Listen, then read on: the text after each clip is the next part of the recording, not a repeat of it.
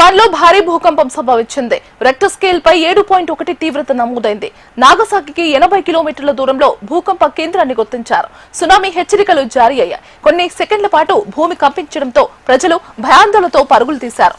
Japan లోని దక్షిణ Kyushu ద్వీపంలోని కుమైటో, Nagasaki, కగోషియా, సాగా ఒయిటాలకు ప్రమాద హెచ్చరికలను జారీ చేశారు.